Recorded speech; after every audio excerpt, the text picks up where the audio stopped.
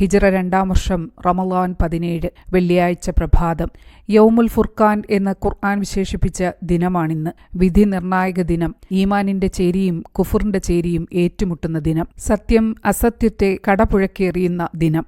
അല്ലാഹു സുബ്ഹാനഹു വതആല തന്റെ മലക്കുകളെ ഇറക്കി സത്യവിശ്വാസികളെ ശക്തിപ്പെടുത്തിയ ദിനം. യുദ്ധം ആരംഭിക്കുകയാണ്. ഖുറൈശികളുടെ എണ്ണക്കൂടുതലും സ്വന്തം സൈന്യത്തിന്റെ എണ്ണക്കുറവും സന്നാഹങ്ങളുടെ അപര്യാപ്തതയും നബി സല്ലല്ലാഹു അലൈഹി വസല്ലമയെ അലട്ടുന്നുണ്ട്. അദ്ദേഹം അബൂബക്കർ റളിയല്ലാഹു അൻഹുവിനോടൊപ്പം മാറി നിന്ന് കഅബയുടെ നേർക്ക് തിരിഞ്ഞുകൊണ്ട് ദുആ ചെയ്യാൻ ആരംഭിക്കുകയാണ്. അല്ലാഹുവേ, നിന്റെ ദൂതനെ നിരാകരിക്കുവാൻ ഖുറൈശികൾ ഇതാ അവരിൽപ്പെട്ട സകല അഹങ്കാരികളെയും കൊണ്ടുവന്നിരിക്കുന്നു. അതിനാൽ വാഗ്ദത്തം ചെയ്ത സഹായം എനിക്ക് ഇപ്പോൾ തന്നെ വേണം. ഈ കൊച്ചു സംഘം ഇന്ന് നശിച്ചുപോയാൽ നിനക്ക് ഇബാദത്ത് ചെയ്യുവാൻ ആരും ഈ ഭൂമിയിൽ അവശേഷിക്കുകയില്ല.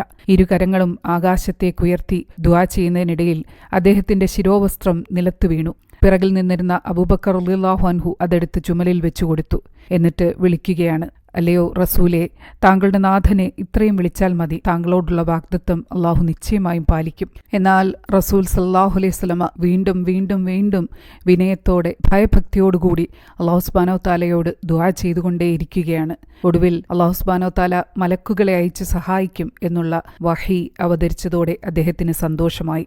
സൂറത്തുൽ അൻഫാലിന്റെ 9-ാമത്തെ ആയത്തിൽ അല്ലാഹു സുബ്ഹാനഹു വതആല പറഞ്ഞിരിക്കുന്നു, നിങ്ങൾ റബ്ബിനോട് സഹായം തേടിയ സന്ദർഭം മറുപടിയായി അവൻ അരുൾ ചെയ്തു, 1000 മലക്കുകളെ തുടരെ അയച്ച് ഞാനിതാ നിങ്ങളെ സഹായിക്കുന്നു. അതോടെ റസൂൽ സല്ലല്ലാഹു അലൈഹി വസല്ലം സ്വഹാബികളുടെ അടുത്തേക്ക് തന്നെ എത്തുകയാണ്. എന്നിട്ട് അവർക്ക് ആവേശം പകരുകയാണ്.